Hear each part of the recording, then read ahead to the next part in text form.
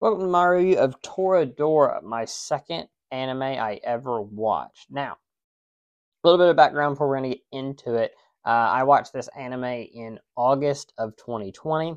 After watching Wataten, I watched this next. Now, I also watched that mysterious anime that was the one that kept me interested as I kept going, but this one is technically the second one I finished. So we're going to talk about that today. And I could not have picked a better anime to watch early on in my anime journey than Toradora. Toradora is, if you had a Mount Rushmore of slice of life romance anime, this would probably be one of the, if not on there, it would be one of the contenders to be on there. It is a iconic story now that is quite a few years old at this point, but still holds up compared to others. And I think if you haven't watched it, this is a must watch because we'll get into it, but it is something every anime fan should at least experience. But getting into it, Toradora follows Ryuji and Taiga's romantic journey, so to speak. They're also accompanied by some friends, which we'll get to here in a minute. But their journey, for the most part, is the main focus. Taiga is if you search tsundere in Google, she will pop up 100%. If she's not the first result, she'll be the top 3.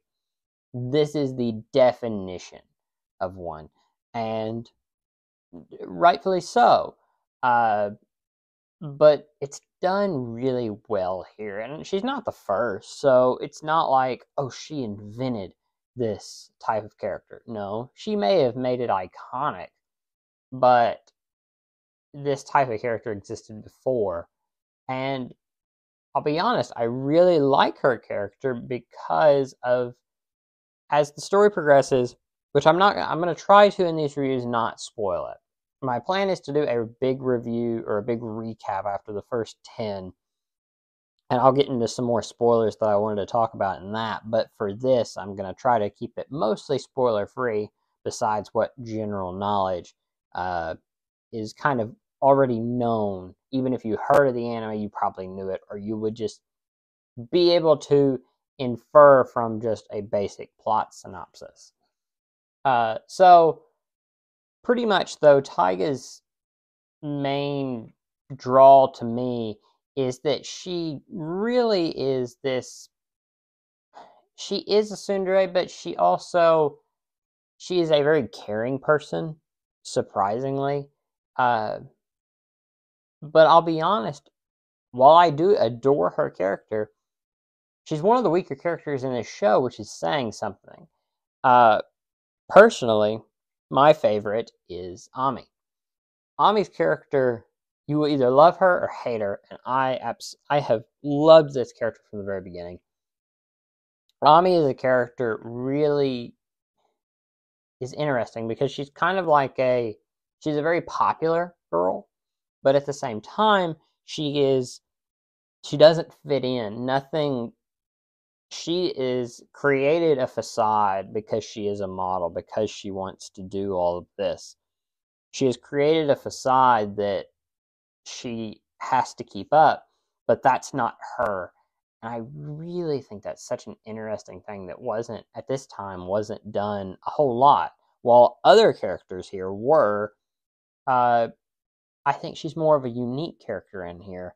And that's one thing I'm going to touch on, is that a lot of these characters are common, just anime tropes. I don't think Ami is. I think you could refer to her as some other tropes that are existing, but I think she is the most unique. And I think some of these tropes have been taken from Toradora and have become iconic. The tsundere, the childhood friend or the childhood crush, the first crush with Minori, that has become more of a mainstay in anime. But or the Kitamura, which we'll get into here in a minute, which is one of my biggest flaws with this series, in my opinion. And let's just go ahead and get into that. I think Toradora has a few major issues that hold it back from being a masterpiece, and that is first off the Kitamura arc. Once again, not getting into a whole bunch of spoilers, but the part 2 of this anime, it's a 25 episode series, and the second half begins with the Kitamura arc, where he kind of does a transformation as a character. And while I enjoy what they were going for, I do feel it's kind of out of left field, and that arc really does nothing to the rest of our cast besides him. Being Taiga's crush at that point, she was already in the kind of transition and everything, so it changes nothing for her. It changes nothing for Ryuji, and the other two characters were not major friends with him at that point, or they were, but it didn't change anything. It just changed him, which, yeah, you have to develop all of your characters, but I feel like that kind of stopped the plot so that you could do this arc about him to keep the plot going. And that gets into my final point here, is that pacing. I just feel like pacing in this series is really off. Probably my biggest thing is the final arc with Taiga. It does feel very rushed. And I've not read the source material. I have not read the manga at all.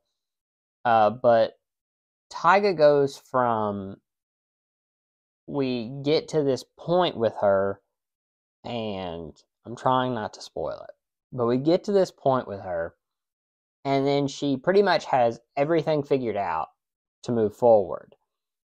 And it's just like, okay, well, are we going to discuss this? Are we going to have conflict or anything? And she's like, nope, this is it. This is the ending. So I don't know if there's more beyond that point. I have no idea.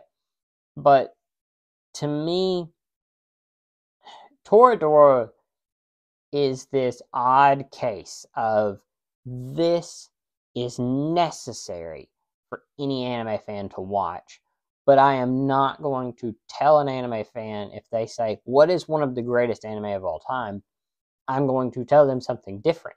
But when they say, what is a must-watch anime for any anime fan, I will absolutely say Toradora. Toradora is that stepping stone.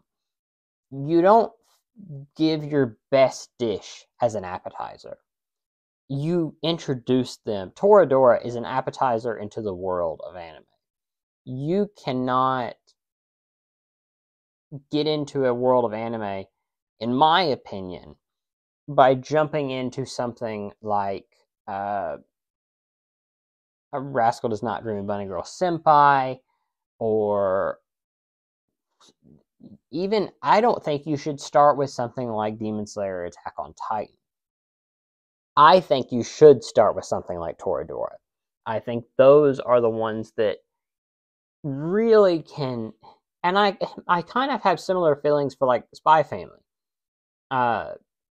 It is a excellent anime in its own right, but it has flaws that hold it back.